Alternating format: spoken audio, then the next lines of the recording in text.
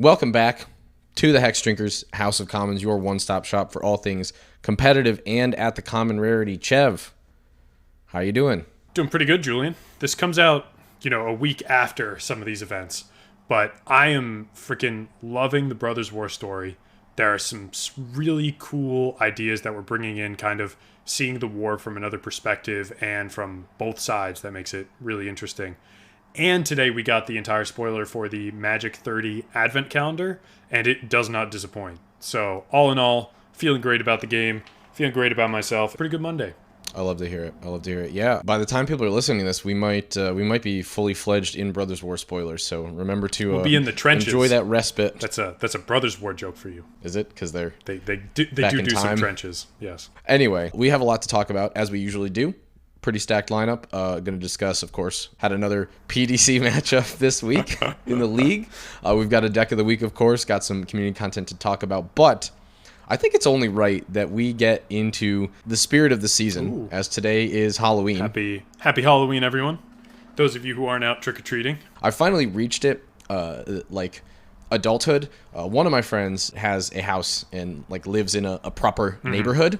So on Halloween, on this evening, in fact, we're going to go to her house and we're actually going to give out candy to all the little kids who are trick-or-treating. How wholesome. We've come full circle. I feel like there should be an activity for adults who aren't quite at that stage, but still want to dress up, and it's a bar crawl, but every time you go to a bar, you have to say trick-or-treat, and they give you a nib. I think that would be fun. That's our business idea of the week.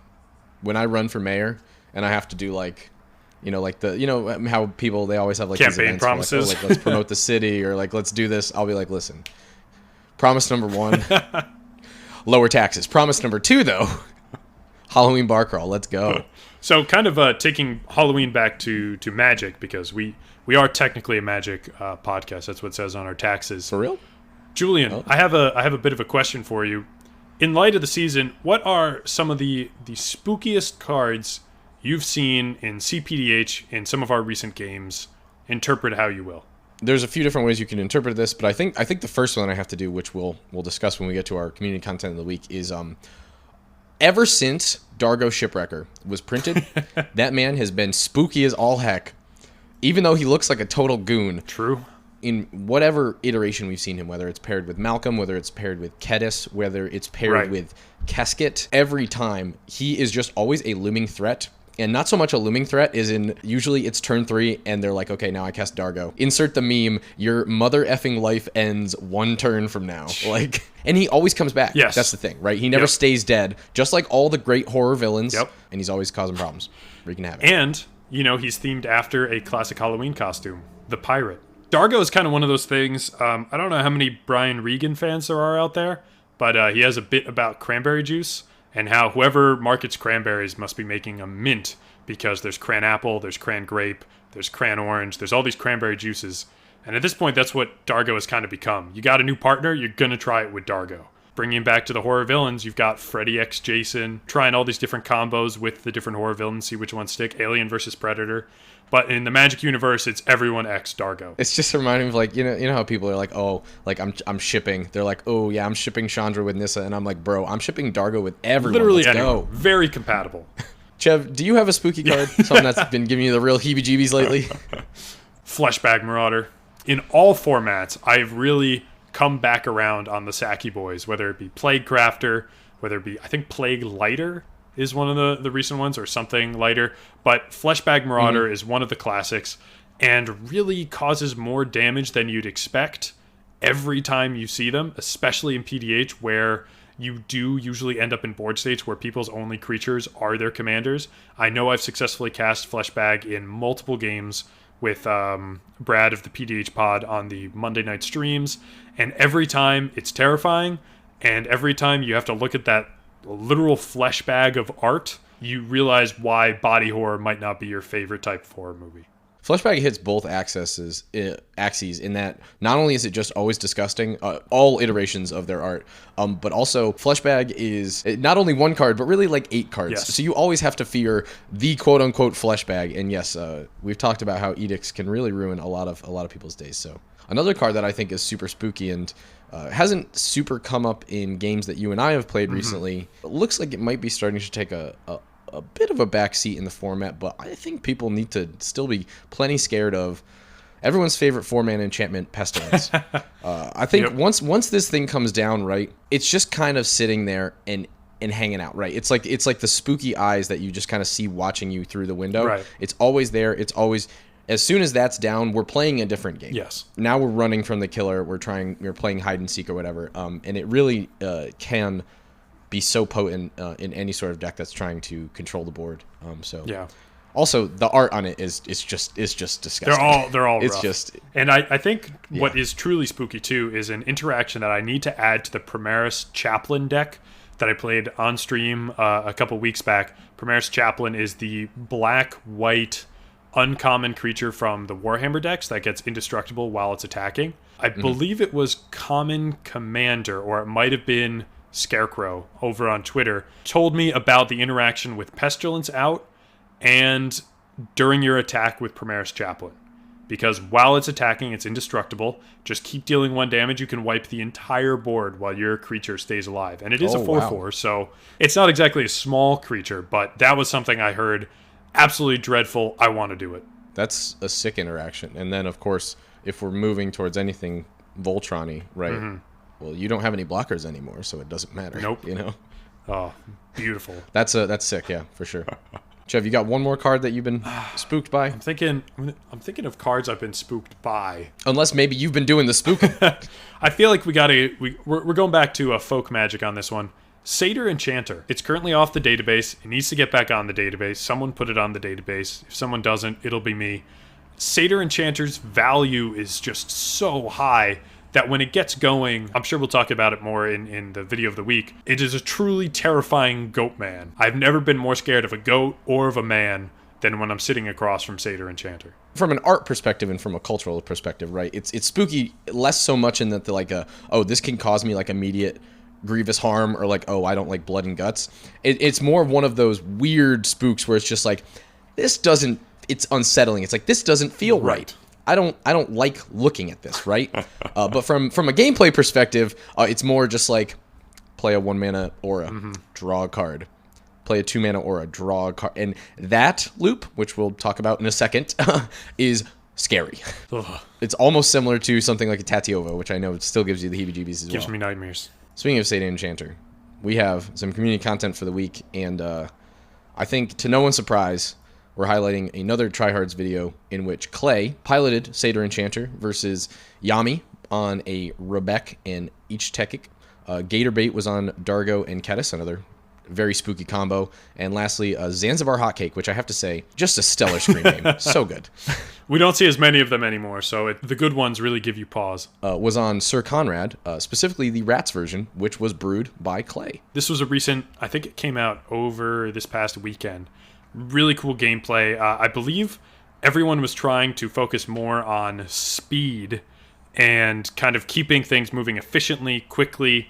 And while it did lead to some changes in gameplay and maybe some missed things, which we'll get into in another minute, it was cool and interesting to see kind of that focus on speed. You know, as a playgroup, we've talked about that sometimes Commander can get a little dirtily, a little paused.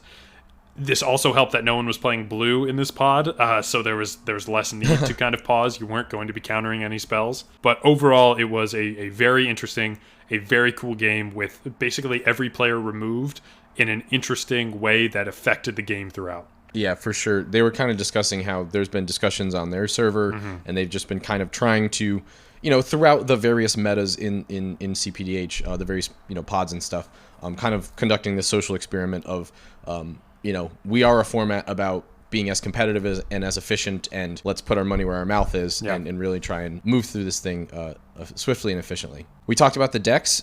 3 known quantities, right? Sir Konrad is on the database, Dargo Kedis is on the database, and Satyr Enchanter should be on the database, was on the database, we know is a powerful deck. And then a spicy brew in the Rebek in the Eachtekik, which is definitely something that I'd like to see a little bit more from. And like you said, no blue, and also 2 Selesnya decks. Rebek being the white partner from OG Commander Legends. That's your artifacts have protection from the converted mana cost of your artifacts, and then each tech gives +1/+1 counters whenever artifacts enter or leave. roughly. Right. ETB, make a golem, and then whenever an artifact is put into the graveyard from the battlefield, put a 1/1 counter on Iktekik and a 1/1 counter on each golem. It's basically bringing a friend to the party, and they both get bigger with every kind of sacked little permanent you've got. It was a swift but interesting game. Ultimately, we had the Rats take it down, the Rat King, Sir Konrad.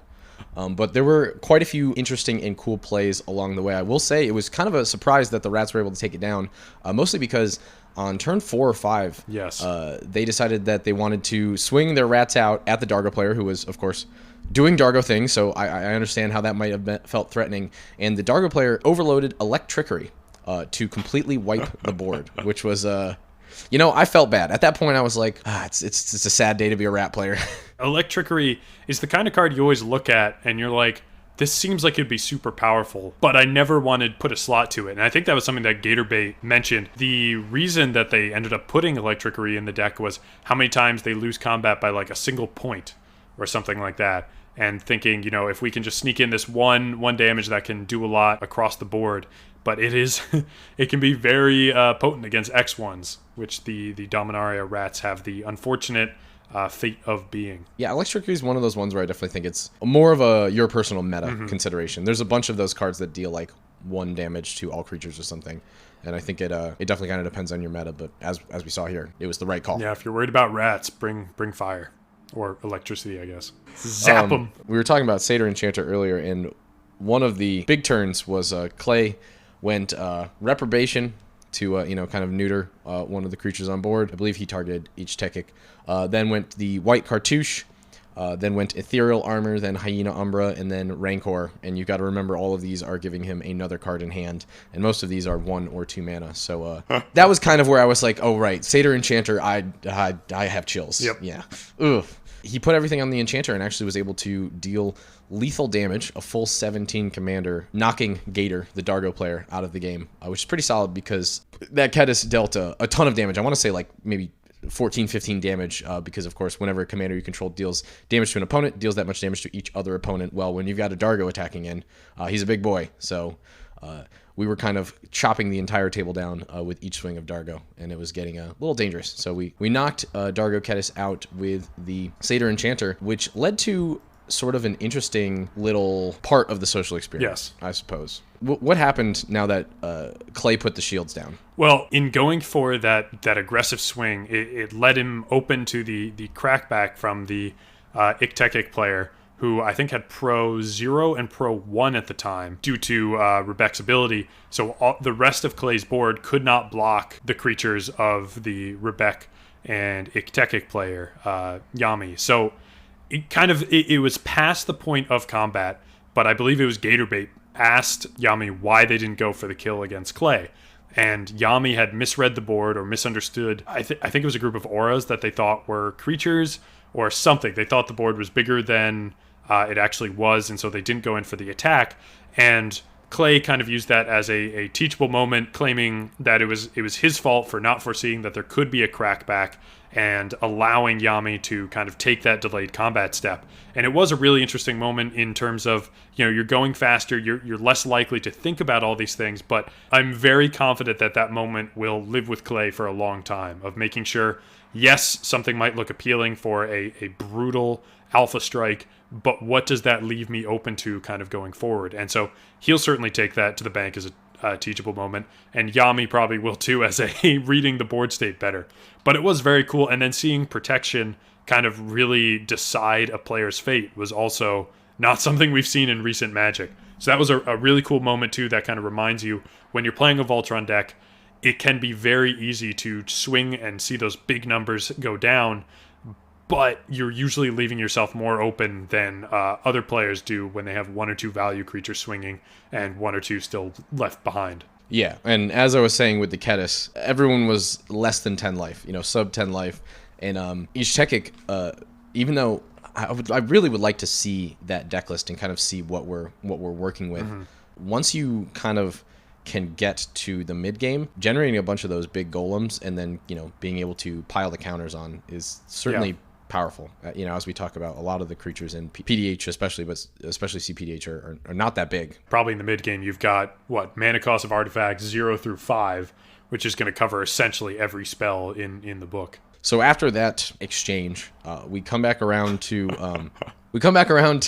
Sir Konrad with his merry band of rats. Sir Konrad was played just the previous turn. There was an interesting little interaction that led to the end of the game. So Sir Konrad is on the field, of course. So we're going to go for an Echo Ring return. There's 4 rats in the grave. We're going to target that rat and say we want to bring all those back.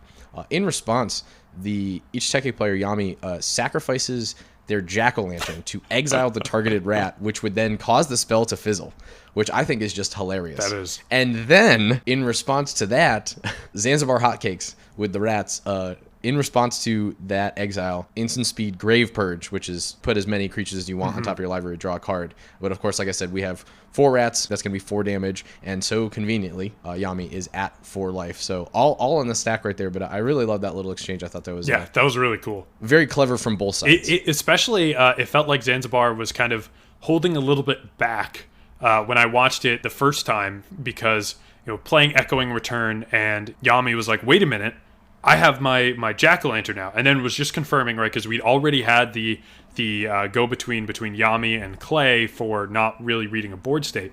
Yami was kind of like, I have this jack-o'-lantern in clear view, kind of leaning towards, are you sure that's something you want to do? At which point Zanzibar was like, yeah, I'll go through with it anyway. And I feel like this might not have been intended, but I was reading that as like, playing a little politically, like, maybe pretending that you already saw me cast it, so I'm going to cast it for the good of the game or whatever, baiting the use of Jack-o'-lantern to then use a second card. Still was a very cool interaction to see all of that happening on the stack and getting in for that lethal swing. Lethal ping, I should say.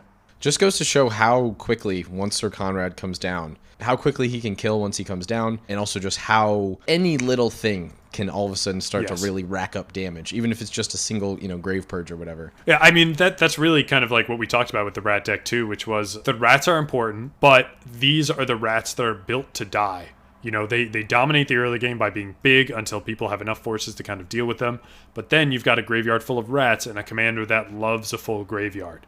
So it's kind of like the 2 eras of the rat deck. The first one, overwhelming the game with the plague, and then the second one, the plague doctor comes and kills everyone anyway. All right, Chev. Let's talk about the PDC match of the week, and let's make this quick because, not going to lie, your boy caught another L. Oh, no. Not feeling too hot about it. Give it. So I'm a clean 500. I'm 3-3, but, I was riding that high. And was hoping I was going to extend it. But I will say, I do think I had my matchups were not in my favor this week. I was playing against The Nun, which is an interesting screen name. Bold, but it seemed to pay off for them. One of the people who was actually organizing this whole event. So much appreciation to them for making sure everything is running smoothly. They were on Crackling Drake. That might be a creature you're familiar with. Yeah. So I guess it's as good in PDC as it is in cPDH? Yes, I will. I'll get to some takeaways later, but yeah, I was seeing a lot of cPDH sort of things in this sort of list. The Nun is actually from the Philippines, so we had to schedule quite the time difference. I was up very early today to play this game, so you know what? I'll blame it on the lack of sleep. I wasn't fully awake yet. I didn't have all my wits about me. That must have been it. Quick 0-2 for me. Game 1. We actually both kept 7. Wow, crazy. No mulligans. But really, these whole matches, it always was similar to Sprite Dragon. It was the Nun being very methodical about when they're going to play the Sprite, or when they're going to play Crackling Drake, and then me always attempting to answer it. Now, unfortunately, in my burn deck, something having 4 toughness is problematic. Now, I will say, shout out to a card that when I drew it, I was like, why is this in here? And then I was like, oh, wait, it's the perfect counter. That is Thunderbolt, a.k.a. Everyone's favorite electric-type Pokemon move, which deals either 3 damage to a player or a Planeswalker, or 4 damage to a creature with flying. So I was able to actually just cleanly remove the Crackling Drake the first time with the Thunderbolt, which was pretty sick. But as you might have guessed, that was not enough. Similar to that Sprite Dragon list, a lot of mana rocks and a lot of lands. The Nun was always hitting their land drops. Because of that, they were able to actually just give the old cycle, or the old channel on Miracle Crab on my Electrode one time, which really sucked. That was the once again, counter spells. I haven't quite reconciled the fact that my things just aren't going to resolve. And very similar to the Sprite Dragon, every time I need to kill the Crackling Drake, every time it comes down, I'm just expending way too many resources. Usually it's going to be at least 2 cards on my end. And the fact that, once again, he has counter spells or a lot of bounce spells, really. A lot of spells that will bounce Crackling Drake back to the hand, and since Crackling Drake draws a card on ETB, I was using up a lot of the resources in my hand, and the Nun was staying pretty strapped. Also, game 1, played Pristine Talisman, which is the mana rock that whenever you tap it, you gain a life. I was like, I don't think I can beat that. Between things like Withdraw and Jilt, which are all forms of bounce, allowing them to save the Crackling Drake, and then even Raven forming my Electrode. You hate to see it. It was rough. I was not able to get past the Crackling Drake, and even though it took a bit for the Nun's engine to get online, I just couldn't stick a Electrode, and I also was not able to find any of my other pingers. So they were able to pretty handily close that game out. Another thing, we were talking about kind of similarities to cPDH. Not only were they Crackling Draking, not only were they on some good mana rocks, like I saw some Bonner's Ornaments in there as well. Transmuting a Dizzy spell for a card that, I don't know if you know this one, called Curfew. Each player returns a creature to their hand. Yes. Yeah. Pretty good when you need to not only save Crackling Drake, but also remove my Electrode. Like the run away together at home. Yes. In this, it works, right? And I think in a few other decks, too. We might even get into that a little bit later. Yeah, it's interesting because Curfew is all players, but they get to choose, but it's also only 1 blue mana. So kind of, I think in something like this, a 1v1, especially in playing against a deck like mine that has so few creatures, it's a slam dunk. Afterwards, he was also able to put down, another thing is he just had a lot of big beefy creatures. The Mirror Shell Crab, which he used the channel ability on. He had Molten Monstrosity, which is a new one from DMU, costs X less. Right. It's like 7 mana, I think, but it's a 5/5 trample that costs X less for power. The greatest power among creatures you control. So, when Crackling Drake is huge, he played it for 2 mana. Probably, and the other one, because that's a whole cycle. And the blue one costs 1 less for each instant and sorcery. Tolarian Terror, yeah. Which, spoiler alert, I saw in game 2. Game 2, once again, kept 7. I will say both of my hands, each game, I got to keep a full 7. Both my hands were, pretty good. My hand, game 1, was honestly super good. I think the way the matchup worked out, it just wasn't great. Game 2, still a good hand, but it was a bit more reactionary, which hurts even more because something I was noticing as I was continuing to get stomped through game 2, I was like, I think I just need to be more pro-actionary and just start trying to get him dead, because he will have the inevitability with Crackling Drake and with the fact that he was consistently getting to 12 mana. And one of the issues for game 2 was Electrode got up to costing 9, and I don't have that many lands in my deck, and I only got to 7 mana. Speaking of which, he mana leaked my Electrode on 5, which really sucked because I was waiting. I was like, okay, play Electrode for 3, and then I had 2 different protection spells. Doesn't help it gets a counterspell though. I did get to Thunderbolt the Drake again, which was sick. I actually had to do a little 1/2 Thunderbolt plus Gut Shot because, again, Opal Palace is a real problem. When you can cast Crackling Drake 5 times in a game, and you have Opal Palace, and I'm already having issues dealing with the fact that it has 4 toughness. Well, now when it has 7 toughness, it's a bit. That's too many resources, really. Yeah, it came down with 5 toughness right with the counter, and I go end step Thunderbolt, and I have no mana left. Right, two mana Thunderbolt, no mana left. And we were playing on Cockatrice. The Nun didn't have voice chat, so we were typing in the window, and he types, "Oops?" ? And I was like, no, pay 2 life, Gut Shot. He was like, I see what you did there.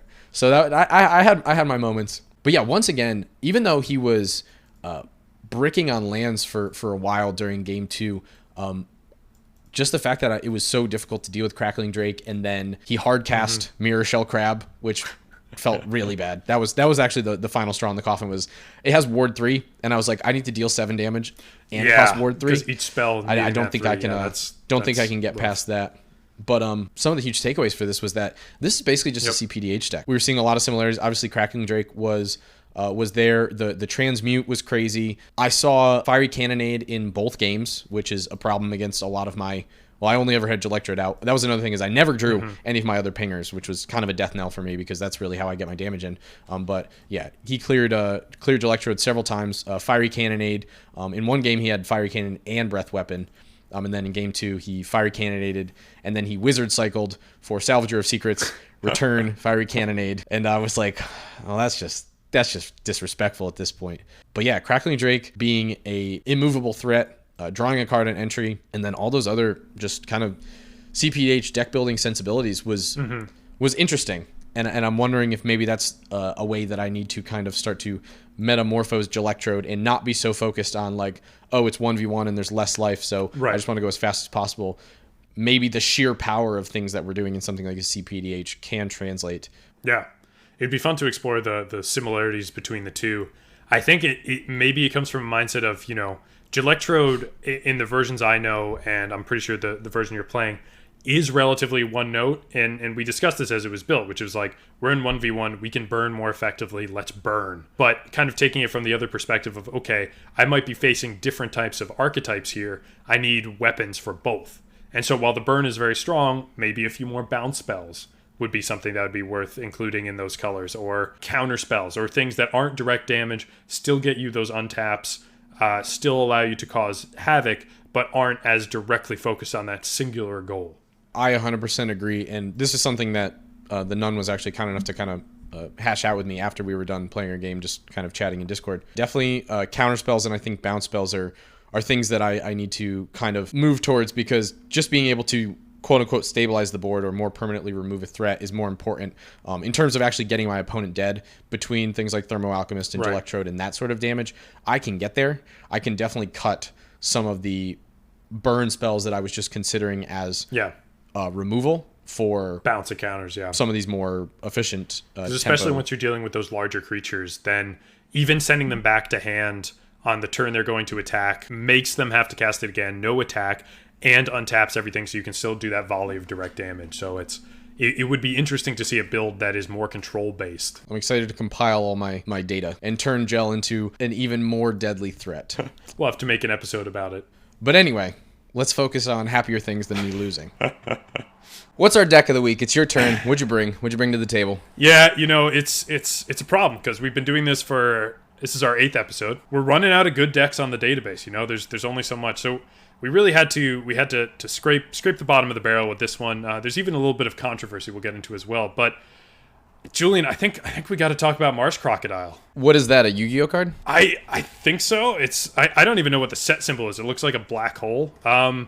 Anyway, this deck actually showed up on the database. As a member of the database committee, I have to be honest here. It's actually a copy of the deck showed up at my house with a ransom note for members of my family if it didn't get included in the database. So let's just say it was an expedited procedure on this one.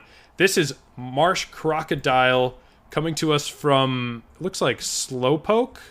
I'm not really sure about this one, but it's been in the database for a hot minute. It uses this thing that's kind of like a dinosaur. I don't even know why it's called a crocodile. And I think it's doing Dimir tokens. Julian, is that what you're seeing from this list? I've played many a Dimir in my time, and I don't think that's a viable strategy, Dimir tokens. Yeah, but I'll let you explain the deck first, and then we can we'll decide. We'll see what it's. Hey guys, hey, how's it going? Oh no! Hey, Whoa! Jules. Oh Hey, my Chev. God! I thought this was a private recording. Whoa, No, Julian, no. we need to up our security. Nothing about this is private. It's Alkadron. I happened to be wandering past. I was in the neighborhood. I thought I'd drop by and see what you guys were up to. What are we talking about? What's going on? We're just talking about Julian. What deck are we talking about? Marsh dinosaur. Something that's not crocodile. Marsh dinosaur. Oh, yeah. Are you familiar? Marsh dinosaur. Isn't that the Yu-Gi-Oh card? Yeah, that's what I was saying. I think I have heard of that one before. Dimir tokens, right? Yes, that's exactly what's going on. Yeah. Have you played this deck before? It's a good thing that this is on the database, because I think it's kind of terrible, and I'm not sure how it got on the database. I think there might have been some shady stuff going on. I'm glad it's there though. It's very pretty.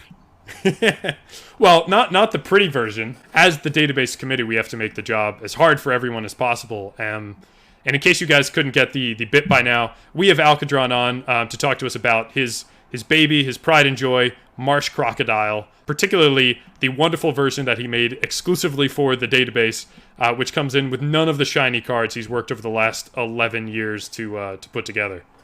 0 shinies. I will say it's a bit more budget friendly for those who are trying to enter the format, you know? Alkadron, would you mind walking us through, what makes this deck tick? Yeah, I'd love to. So in terms of the overview of the mechanics, Marsh Crocodile is a 4-mana 4/4, which is kind of beefy for Dimir colors. 2 generic, a black and a blue for a 4/4, and it has 2 enter the battlefield abilities that seem like bad at first, but are actually secretly outstanding. The 2 abilities are, when it comes into play, you have to return a blue or black creature you control to your hand.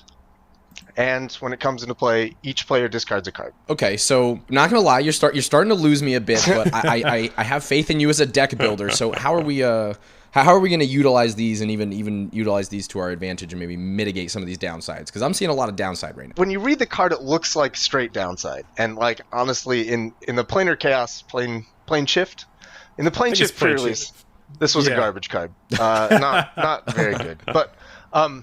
Both of these things that look like disadvantages are actually crazy powerful advantages that we're going to leverage for our own benefit. We're gonna get a lot of value out of the self bounce, with a lot of ETB triggers. Things like Thalicos Seer. Of course, the first one I say isn't the ETB trigger. It's a leaves the battlefield trigger, but it's a real cheap creature that draws you cards when it leaves the battlefield, so you can bounce that for value.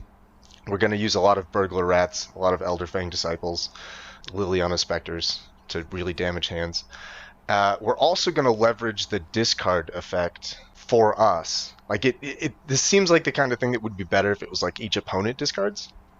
But because you also get to discard, this is a feature, not a bug, a privilege. Because you get to discard, we're going to take advantage of that with a lot of madness spells, a handful of flashback stuff, a couple unearthed guys like Rotting Rats, First Sphere Gargantua, just things that we want to be in our graveyard. We get to put them in our graveyard while damaging everyone else's hands and everyone else's plans and grinding value out of this ETB bounce. It's just a very, very grindy control deck that attacks people's hands as much as it attacks board states and the stack. It just goes for days. I'm glad to see that you're playing the true form of Magic as Garfield intended, a zero-sum game of fun. Yes, exactly. So the history of this deck is before I realized I've been in PDH since 2013-ish, and this was one of the first decks I ever built. And I didn't realize that competitive PDH was a thing at all until about 2019. And I didn't realize it was a thing that I wanted to be a part of until about 2020. For the first 7 years of this deck's existence, I had it put together and I realized that it was the no fun allowed deck, and I just sort of hated it. I never took it out. I recognized that it was powerful, but I just never actually used it because I was like, this is gonna ruin everyone's day and I don't want that. Right, it kind of violates the social contract of regular PDH, but luckily there is a place for decks that try to bring as much pain as possible at as high a speed as possible. Exactly. So yeah, I retooled it for a cPDH about a year ago, and it has delivered. In the cPDH scene, it puts in work, it wins games, and it does so by making sure that no one else gets to play the game or have fun. So yeah, Jules is spot on with that one. So I noticed you mentioned that there's a lot of controlling the game, discard effects, reusing our creature ETBs. What happens when you're trying to win the game? Is it just Marsh Crocodile beatdown? Are you just depriving of so many resources that no one has anything left to compete, or is there another strategy that you kind of employ when it gets to end game state? There's a few different strategies. I have a handful of games just by beating people to death with a crocodile. He's a 4/4 that he grinds so hard that he makes sure that there's not a lot of blockers available. So that is one option. The more reliable option is that when you're really banking on this abuse the ETBs plan, cards with ETBs like Archaeomancer, Mnemonic Wall, Salvager of Secrets, those are just great cards in the deck anyway. Like outside of the Drake combo, they're great cards and I would run them. Right. Drake is a great card outside of the Drake combo because it's a free creature that I can bounce with the Crocodile if I'm desperate. And Ghostly Flicker in a deck full of ETBs is a great card. So all of these cards independently would make the cut completely aside from the combo. But when you put them all in there at once, you do end up with the Drake Flicker combo. Gotcha. I've closed out a handful of games that way. The alternative to that is just you only have to bounce Gary like 2 or 3 times to end the game. This really is a best of for Dimir. It's weirdly tight in the deck list. Like every time a new card comes out, I'm like, oh great, I can put that in Marsh Croc. And then the act of cutting a card from this is agonizing because everything it is a best of. It's got its fingers in a lot of different pies, and it's a very delicate balance of how all the different moving pieces work together. And it's you're doing flicker stuff, you're doing hand control, you're doing board control, you're doing ninjas, you're doing Gary stuff. Yeah, speaking of ninjas, we're already working in Dimir, which at least Chev and I hold as kind of the best of color in the format. And like you said, you're playing a lot of best of cards already. But even someone who's relatively new to the format, I feel like would look at this list and say, yeah, obviously Archaeomancer is great, Counterspell is great, but there are a lot of sort of niche picks in this list, namely a lot of those ninjas. Do you think you could give us a little walkthrough of that package as well? Because you're doing some cool stuff with that. I designed the deck to really take advantage of Marsh Crocodile's ETB bounce ability, which works once. After you cast him, he's in play, and if you want to get that ability again, you have to find a way to put the Marsh Croc in your hand, or you have to let him die and then pay 6 for that, your second Marsh Croc, and it starts to become questionably valuable at 6 mana. So you really just want a way to put him into your hand, which makes cards like Curfew invaluable. Curfew is going to take away a resource from everyone else, and it's going to give a resource to you by putting the Croc back in your hand, or anything else. If you want to play the Croc so that you can bounce a Burglar Rat, you could just bounce the Burglar Rat with the Curfew if you need to, which is the exact same plan that all of the ninjas are feeding into. The Marsh Croc is big enough that you can usually bully him through someone's defenses and get him unblocked. And then you say, surprise, it was actually Ninja of the Deep Hours. Now I'm getting cards, I'm making all of you discard again. And when I play the Crocodile, I can bounce Ninja of the Deep Hours. The cycle you can do with Marsh Crocodile into a Ninja, into the Crocodile, into the Ninja is, if you can sort of get someone off balance so that they don't have a good way to block a 4/4, then you can just sort of ride that value train all the way across the finish line. Yeah, and you're working with so many creatures that affect everyone that as soon as one person stumbles, now the whole table starts to stumble, right? Yeah, if you can sneak in the Ninja for the Marsh Croc and then recast the Marsh Croc, bounce a Burglar Rat, and recast the Burglar Rat, now everyone's discarded 2 cards, 3 cards. The discard spirals you can get into in this deck can, if in the right draw, these things can just sort of compound themselves really severely. And one of my favorite parts about the discard plan is no one's going to counterspell the Burglar Rat. They're just going to discard the counterspell and let everyone else go down with them, right? Either way, it's one card out of their hand, no matter what. It's usually better for them if they just let everyone else discard 2. People aren't going to put a lot of effort into stopping this discard plan. Right. That political angle is, something that you don't think about a lot, but makes a ton of sense in terms of, why would I expend resources and everyone else can suffer with me? And meanwhile, this giant crocodile is getting happier and happier. Exactly, yeah. That's the worst kind. Not only are you destroying everyone's resources, but you're also pitting them against each other in the most emotional sense. So I can't imagine many people are excited when Marsh Crocodile comes out. He's not well loved amongst my enemies. That's a very good way to describe a powerful deck. Yeah.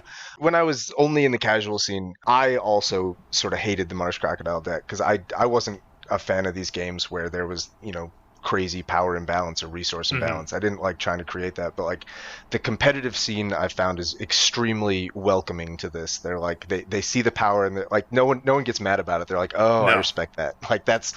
That's cleverly done. Well, speaking of being clever and also discarding, let's not forget that Marsh Crocodile allows gives us the pleasure of discarding it as well. And I see that you have a few ways that you're kind of getting cute with that and dodging that negative card advantage. Do you think you could hit us with some of your favorites? Oh, absolutely. My all-time favorite is probably Call to the Netherworld. That's the free madness one. Yep. Oh, Yeah, someone kills your burglar rats, you're like, that's fine. Yeah. He'll be back. When I first built this deck, it was every single legal blue and black madness card. And as I played it, I realized that a lot of them aren't great. The ones that are expensive kind of don't work alongside casting a 4-mana crocodile, or if it dies, a 6-mana crocodile. Like, you're not going to cast the 6-mana crocodile and then madness your Ick or Slick for another 4. That's not practical. So a lot of those got cut. When I shifted it from casual to competitive, I cut a lot of the creatures that were just bodies. Stuff like Weirded Vampire or the Gorgon. Having just a body isn't huge, especially if it's not instant speed. But the cards that remain, there's like, I think 6 or 7 madness cards still in there. And they're the madness cards that have really cheap madness costs and are really impactful for the game. So Call to the Netherworld is one of my favorites. Dark Withering is a powerhouse. I'm pretty sure Murderous Compulsion is still in there. Those are the 2 great black removal spells. I got Nagging Thoughts and Obsessive Search are the card draw madness spells, which are incredible. And I think Just the Wind is the blue bounce spell. So the madness is great. I also try to really use a lot of the flashback and unearth. So things like Deep Analysis. No one wants to pay 4 mana for Deep Analysis. Just pitch it into your graveyard for 2. That's the correct maneuver. One of my absolute favorites is actually First Sphere Gargantua, because the deck is already running Ghostly Flicker and Displace. Ooh, so bring it in and then flicker it. Yes. If you unearth the Gargantua and get your attack with your 5-power creature and your card off of it, you can then flicker it. Unearth is going to be like, wait, it should goes to exile instead. And Displace is like, calm down, that's exactly where I'm putting it. And then Displace will put it back into play because it's in exile, right where it thought it would be. And so it's a kind of way to cheat this unearth clause and just get the 5/4 back into play permanently and a second card off of it. So the unearth is a straight powerhouse in this deck with the flicker stuff. Just break the rules and toy around with that. Yeah, for sure. I see you've also got Rotting Rats, which is the the 2-mana 1/1 rat everyone discards, but this one of course has unearth as well. That's probably my favorite rat.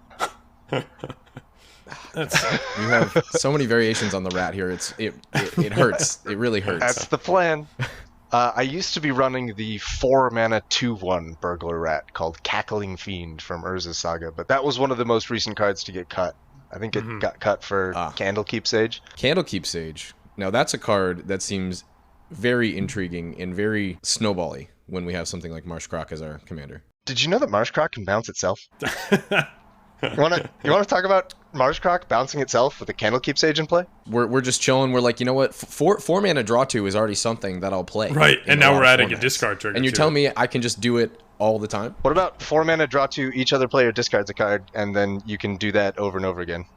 How's that? You've got me now. Yeah, now I'm hooked. If you didn't before, Julian's home will always be in Demir, so you give him something mean to do, he'll find a way to do it. I have mean things to do. I have such sights to show you. So something else we'd like to call out on this too.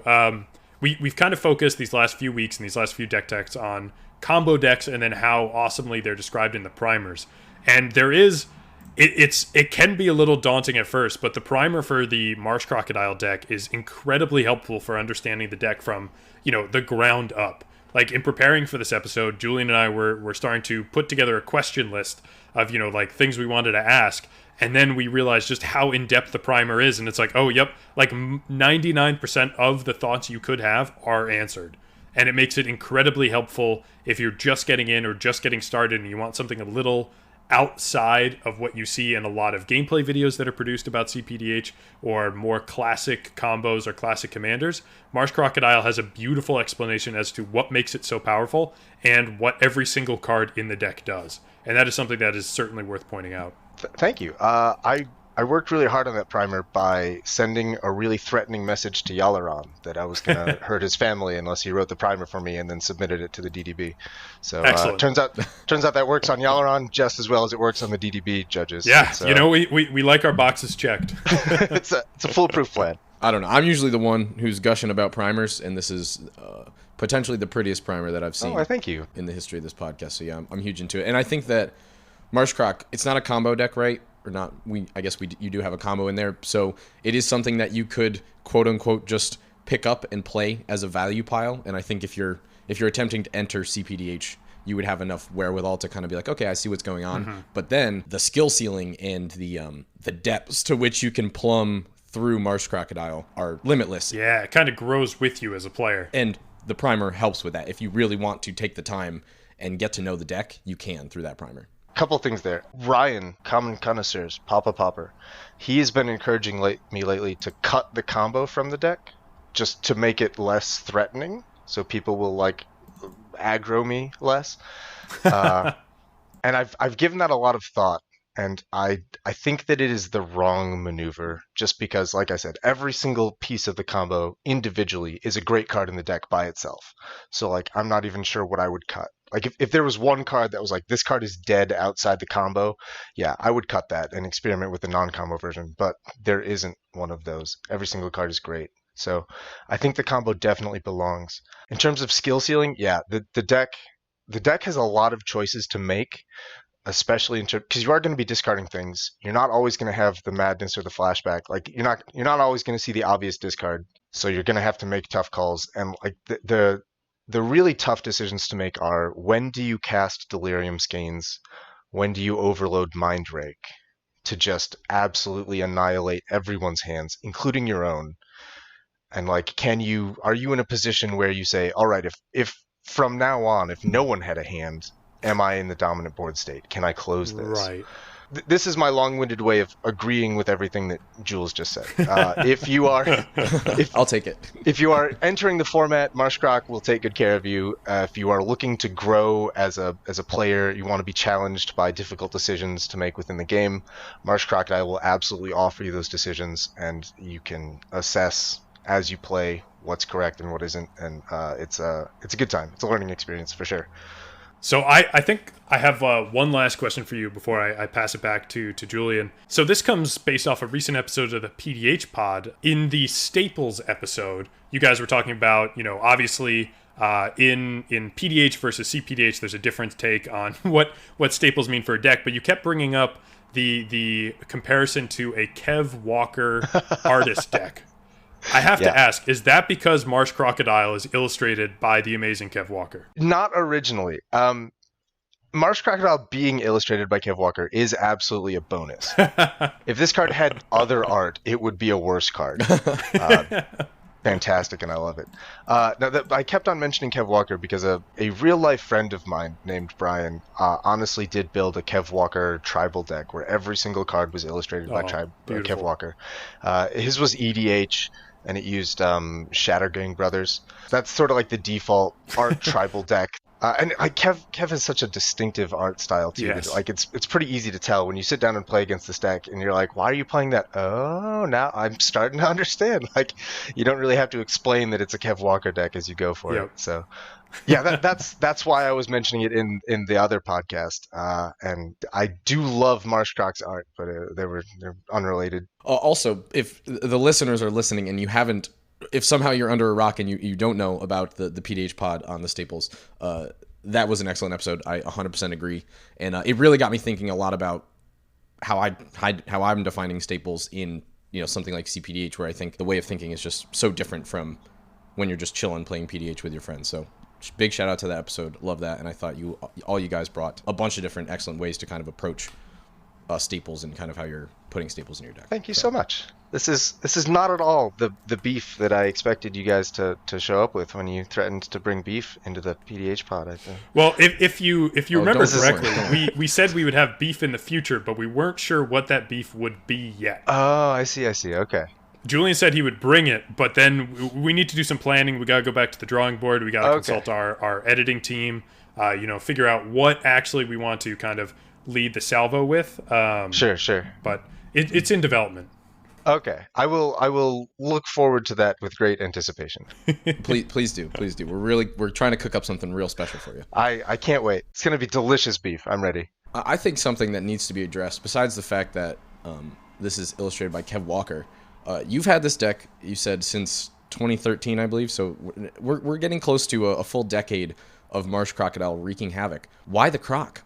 We have so many uncommons in the format that you could have chosen as your commander, and you chose Marsh Crocodile. Was there a singular thing that made you make that decision?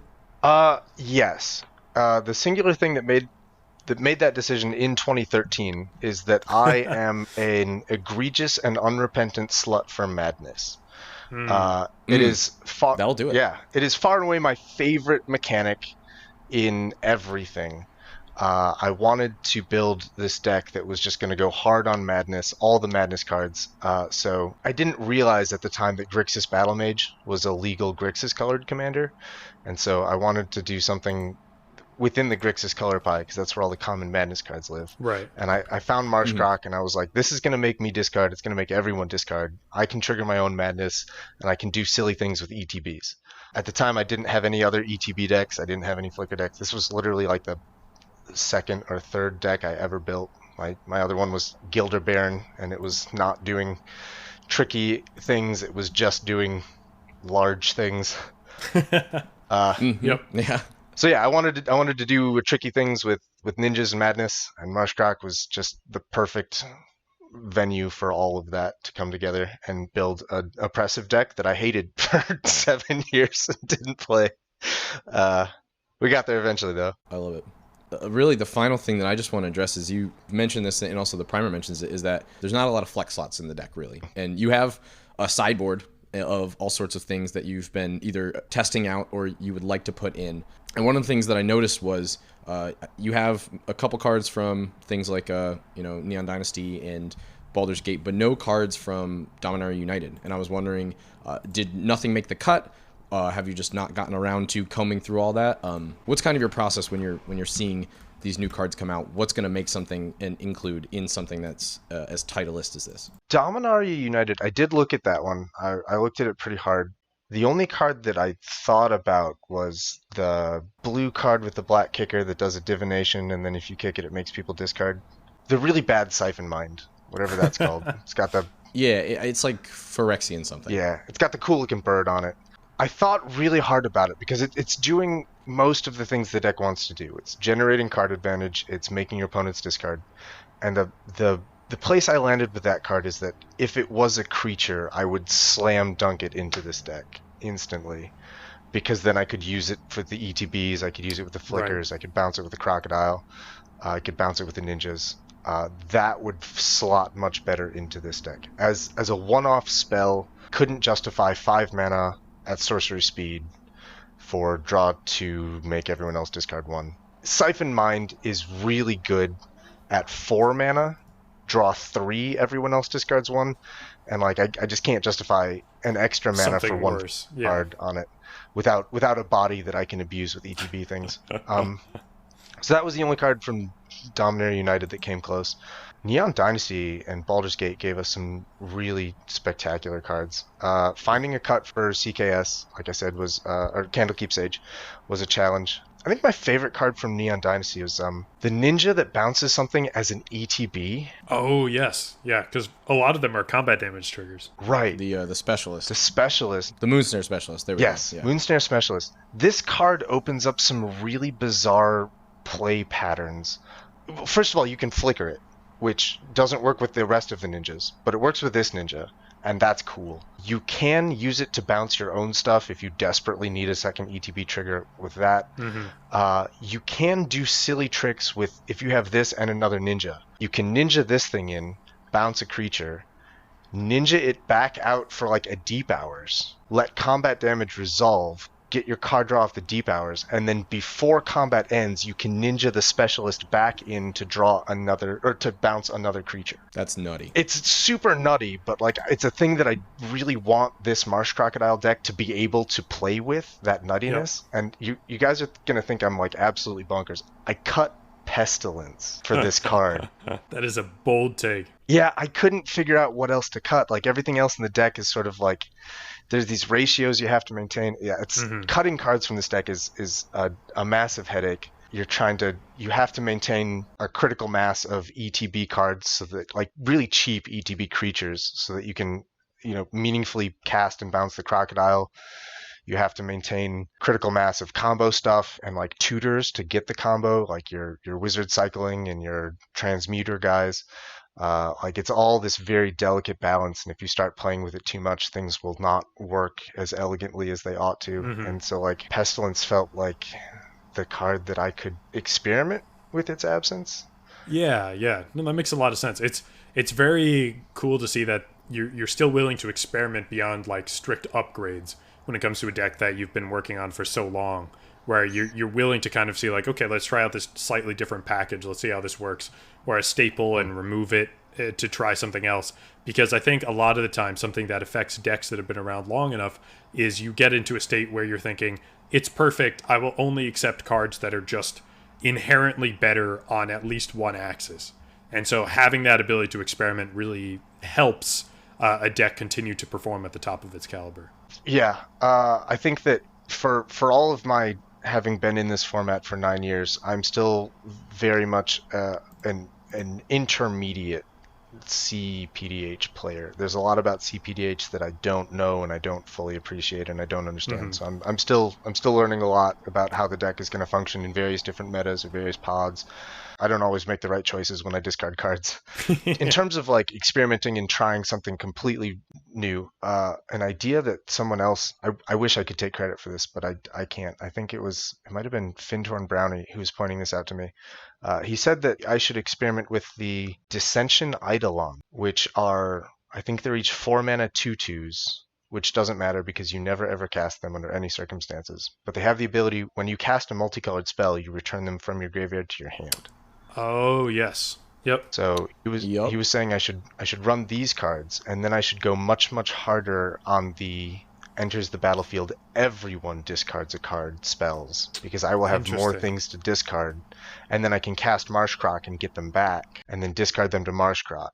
That would be kind of fun. I'd like to see that version. If I cut the combo, it would be for that, and I do want to experiment with that moving forward. That'll be a fun time. It's possible that I already have enough everyone discards stuff. There's this sort of diminishing returns point at which, you know, if their hands are empty, the discard is only affecting you, yeah. Right, exactly. And even before everyone's hand is empty, like you get to this point where like you've made everyone's hands almost empty, and like no matter what the board state looks like, you are the arch villain and you are getting gang beat to death just because people are irritated. Like you have to be very careful to not cross that line. It's definitely worth experimenting with. Put these Eidolons to work and then get in more of these each player discard things like Sibzig Icebreakers or Ear Splitting Rats. There's potential there, and it's definitely something that I need to experiment with and tinker with.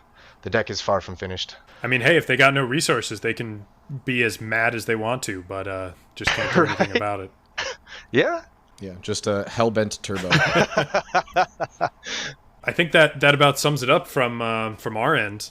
Alkadron, thanks so much for coming on and letting us butcher Marsh Crocodile for a few minutes before you jumped in there to come to its rescue. It's a lot of fun to kind of have someone who built the deck to come on and really discuss like the inner workings, the magic behind it, and give it a much larger personality than we might be able to otherwise.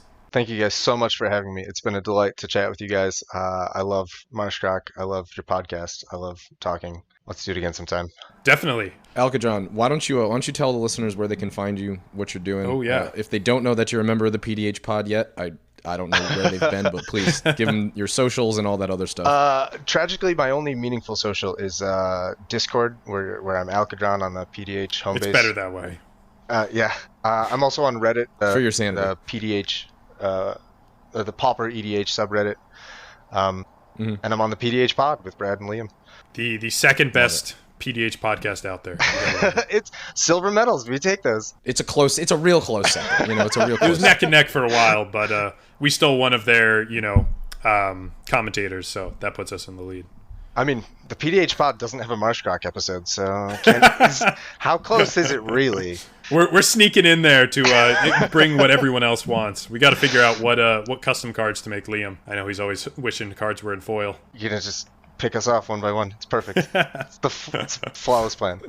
Perfect. Thanks so much for coming on, Alkadron. This is House of Commons with the Hex Drinkers, and see you next time. Cheers.